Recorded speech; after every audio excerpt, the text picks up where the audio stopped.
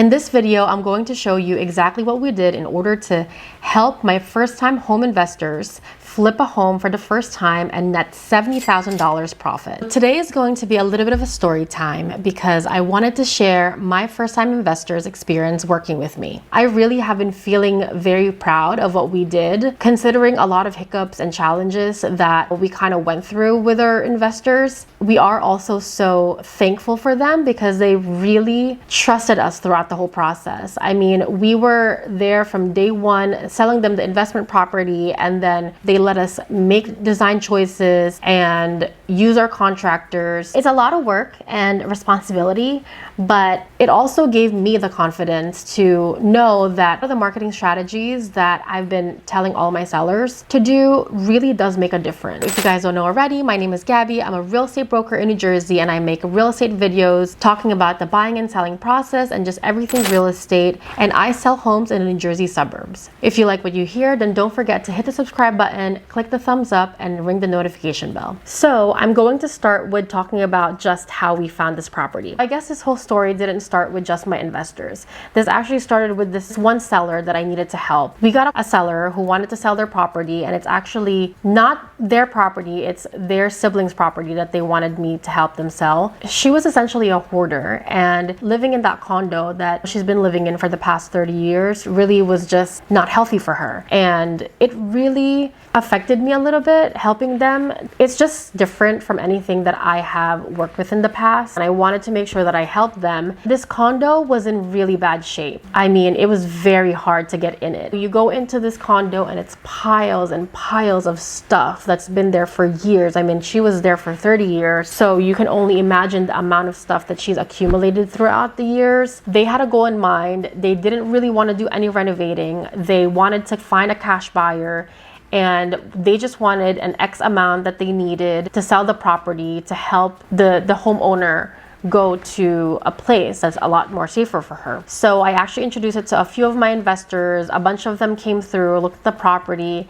and we ended up getting a multiple offer situation for them, which I'm really happy about. They actually ended up getting a pretty good price for the condition of the property because some of my investors were kind of starting a little bit low, which I understand because you don't know what's behind the walls once you remove all the stuff. Eventually, this one first-time investors that I had, they saw the potential. They trusted the numbers that I gave them. They bid the highest for the property. They ended up basically winning the bid. So this was actually a little bit of a risk on our end, but we did it anyways. We looked at different loan programs and options for them in order to acquire this property. So if you are pre-approved for a property, for example, conventional loans, which is very typical. When it comes to those type of loan programs, you have to make sure that the property is in living condition. It could be outdated, but it needs to be in livable condition.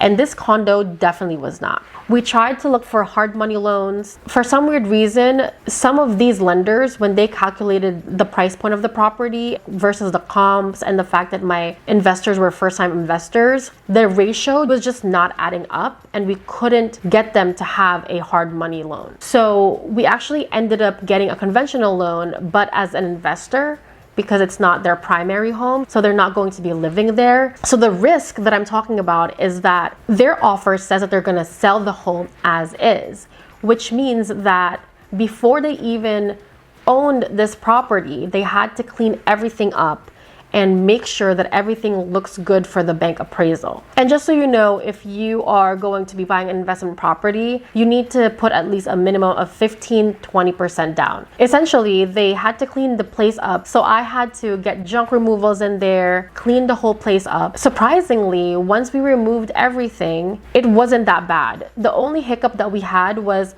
I think 2 of the stovetops were not working. So we had to get a handyman, make sure that it was working, all the faucets are running, and we put like rugs so that the floor is not completely bare. I'm gonna go over with you the numbers that I gave them that made them decide to submit an offer on this house at $210,000. One of the great things when it comes to condos are it's a lot easier to comp them or find an evaluation for a property just because a lot of them are very similar. Basically, the only thing that would make a difference is the condition. So when I calculated everything, the highest priced condo in that community sold for $320,000. $220,000. It was very well maintained, but with us gutting this whole place, everything will be brand new. To be safe, I told them that the estimated after repair value was $320,000. Because they're obtaining a mortgage and they're investors, their closing cost is going to be a little bit higher than the typical home buyer. So I estimated that their closing cost was going to be $18,000. Their renovation cost would be about $26,000. Holding cost is about $5,000 because we really thought we could just get in and out of this place because it's 2-bedroom, 2-bath. And then the estimated cleanup cost was going to be $5,000. And then when they sell the property, I estimated about 6% closing cost, which is about $19,200 when you base it off of the ARV, which is the estimated after repair value of $320,000. So when I initially did the numbers for them, I told them that net, their estimated return on investment approximately was going to be around $36,800. And if we're able to get them 20 to 30K, just in case there are any delays or for some weird reason the market shifts or something like that. So that's kind of like the numbers that I gave them. And since they're first-time investors, they were thinking that anything at this point that is a profit to them would be a win. But you guys will not believe it. The bank appraiser appraised the property at $270,000. After cleaning up the condo, I think at this point they probably spent about $5,000. That's crazy. They were under contract at $210,000, and the appraisal value, if they had sold that property literally as soon as we closed, was already $270,000. But you know, we wanted to continue the whole process and really learn from it and not just put it on the market. I mean, if we were really just thinking about making a profit, they probably would be open to just selling it. That would have been the easiest and probably less stressful way to do it and still make a profit. But we decided to move forward with everything and go through the whole renovation process. We're super excited that it ended up going as planned, and the appraiser passed it as conventional loan. All of the appliances were working.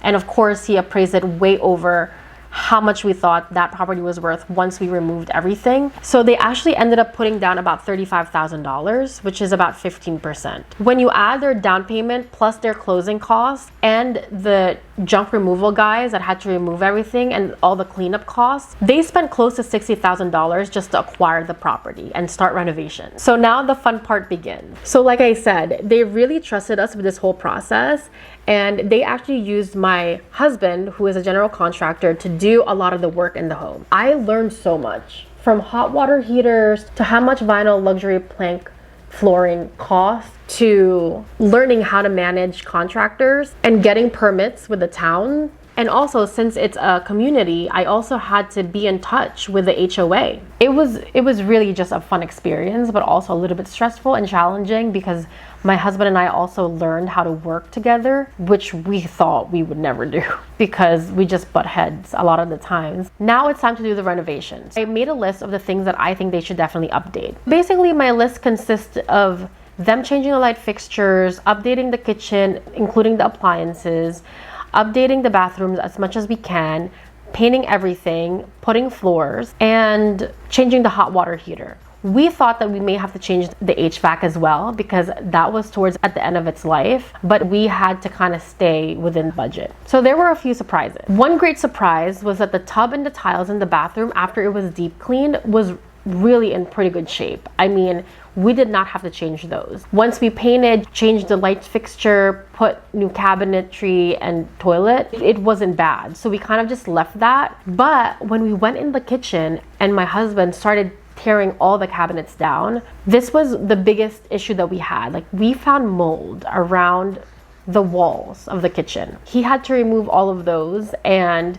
we basically wore like this hazmat suits with like masks, and we just kind of like took everything out, demoed everything, put it in bags, cleaned it up. I would say that that was probably one of the things we didn't expect, but it wasn't bad because we were actually planning on opening up some of the walls anyways. So we basically just had to remove all the sheetrock around it. Our biggest challenge wasn't that we couldn't do all the work in the house. We were actually ready to get it done. It was the delays. The delays were the biggest challenge, and that was what was starting to kind of worry me, was that my estimated carrying costs that I told them was just going to be a lot higher because We estimated that we were going to finish the work around 2 to 3 months, but because of HOA delays, getting permits and approvals from the HOA, was really what delayed us.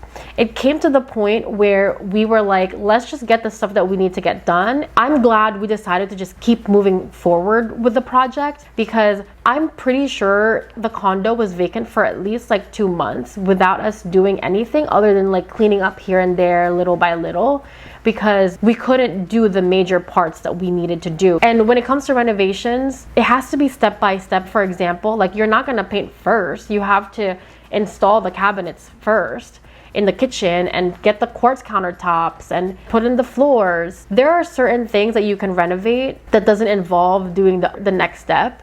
But for the most part, it has to be step by step. So we had to wait for the new electrical recessed lighting. We needed to wait for the town to inspect that first, because we had to keep all the holes in the wall so they can see the type of wiring that was used. And they also had to make sure it has to be a specific type of recessed lighting because it's a building. And I also had to send out letters to all the neighbors saying that we were doing some work during this time frame. That really was what caused a lot of delays. Overall, it ended up being a really fun project, and my sister actually helped a lot with the design aspect of it. We were able to kind of pick the type of cabinets that we think are the most appealing to buyers today, which included, you know, that natural kind of look and vibe with more natural woods, and the walls we all painted white, no grays. I was the one who picked all the light fixtures. Overall, it just became a really fun, creative experience. Now let's go down to the numbers. As I mentioned earlier, I estimated that we were going to be able to sell this home for about $320,000. One of the greatest things that came about of that delay, though, is that it made us list the condo at the perfect time because it was spring market. So we listed it around March, which is one of the best months to sell a home because buyers are starting to come out. And of course, I had to make sure that I implement all the marketing strategies that I wanted to do for this listing, including getting professional listing videos done, professional photos, doing an open house, coming soon, the beginning of the week, and then first showings that weekend at the open houses. We sent postcards to all the neighbors. We did a whole marketing plan to really get the most exposure for this property. And you wouldn't believe it because there's barely any homes that are on the market in that community. And of course, the time that we listed ours, there was another one that listed their condo. I was a little bit worried too that we were splitting the buyers. It's crazy because our open houses ended up being the same weekend. So I knew when I was hosting my open house that people were coming to that other one too, and they were comparing the two. I think they listed theirs higher, but I was adamant at making sure we listed it at $319. So that was one of the things that the sellers were asking me for.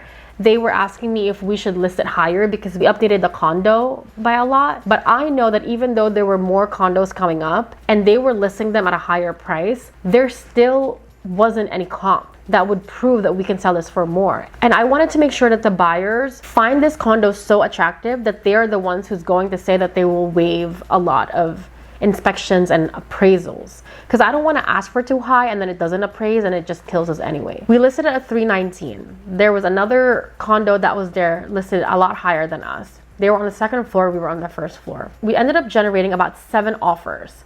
And the first few offers that came in, I thought, oh, this is great. We got $330, $340, prices that I thought we were gonna get. Because based on the market trends happening in Bridgewater, that's the average percentage buyers tend to go over asking on a property. About like 6 to 7%. So I sent a deadline for all offers to be submitted. The day of, I think, or the day before, we received this offer and we were like, wow. This has to be it. This is our offer. Their offer was $370,000 and waiver of appraisals. Guys, that's crazy. I remember seeing that offer and I was like, wow, we are gonna break records in this community because this has never happened before. And all of the condos here are the same exact size, 2 bedrooms, 2 bathrooms. And I was really starting to get excited for my clients. It wasn't the 370 number. It was the fact that they were also waiving appraisals, which means that even though they're obtaining a mortgage, it was not going to be based on any bank appraisals. And this is the one thing that I told my sellers we have to watch out for, because someone can offer $400,000 in this condo, but if it's based on the bank appraisal, we're gonna get killed. We're not gonna get that number because there's just absolutely no comp supporting that condos in that community were selling for that much. But also, I wanted to make sure I vet them very well, because the last thing we want is to accept their offer just for them to get cold feet because they offered way too much. So they actually didn't end up asking for anything during the home inspections. We just had to make sure that we got all the permits, which we ended up getting. And it ended up being a very smooth transaction. So just to go over the numbers and how much they actually ended up getting. So we sold it for $370,000. They bought it for $210,000. Their actual mortgage payoff amount, which is surprising, after paying 6 months of mortgage for this property, their mortgage amount was more. So that's the crazy thing when it comes to investment properties. That's the one thing you guys have to watch out for if you're looking to flip a home. Their initial mortgage loan amount after their down payment when they bought it at $210,000 was $174,250. But when they were selling, the actual mortgage payoff amount that the bank was asking them for to pay the mortgage was $175,201. So it's not that much of a difference, but it was about $1,000 more. That's because of interest. It means that they were paying way more interest than they were paying any principal on that loan, which again is fine. It's just one of those things that opens your perspective that if you have cash, you just don't have to pay all these closing costs and interest. And then when you minus their $35,750 down payment, the actual closing cost of buying their property ended up being about $18,545. Actual renovation costs, it cost them about $28,130. This is another thing that's key if you're going to be flipping a home. You have to make sure that you hire the right contractors and you create connections with them, because the more work you give them, the better pricing you'll probably get. Maybe if they used another contractor, this would be a lot higher. This could possibly be in the 30s or 40s. The actual holding cost was really what scared me, like I said, because instead of holding it for two to 3 months, they ended up holding it for about 6 months. It cost them about $10,000 to maintain the property while we were renovating. And then the actual cleanup cost, which was the junk removal guys and the deep cleaning, cost them about $7,500. And the actual closing costs when they sold their home, which is paying realtor fees and working with me and transfer tax, attorney fees, that ended up costing about $24,215. So when you look at all those numbers, their actual return on investment and net ended up being $70,264.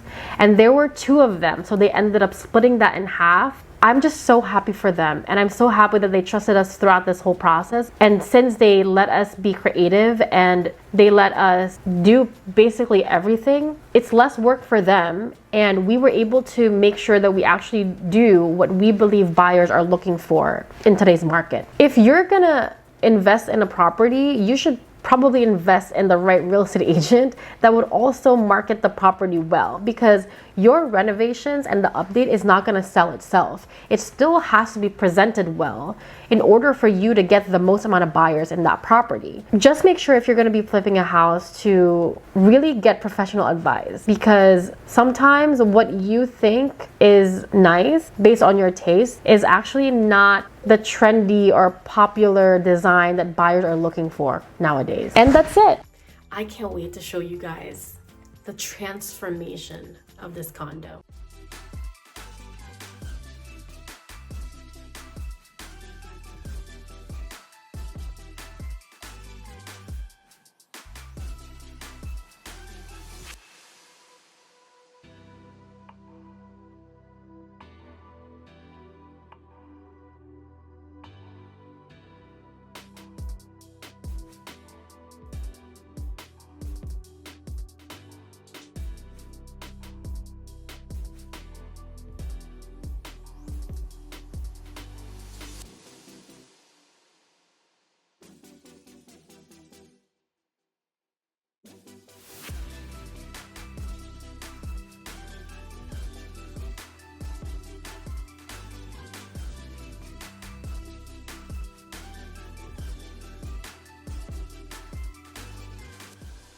I hope that gives you an idea. I was actually just rambling in this video. I didn't really create any templates for it or anything. So hopefully I wasn't going off in a lot of tangents and you were still able to find the video informative, especially if you're someone who's looking to flip your next home. Even in this market, there are still deals out there. You just have to make sure that you have the right people that would get you to finding that property and the right people that would help you renovate and update that home. That would give you the most return in your investment. Yeah. I'm actually going to Portugal in the next 2 weeks. I'm recording this video June 26th. I'm actually leaving today at 8 p.m. And while I'm there, I'm planning on creating some more videos. And I'm really hoping to get in some properties because I want to visit the Keller Williams offices there. I think they have about 2 or 3 around Lisbon Sintra area.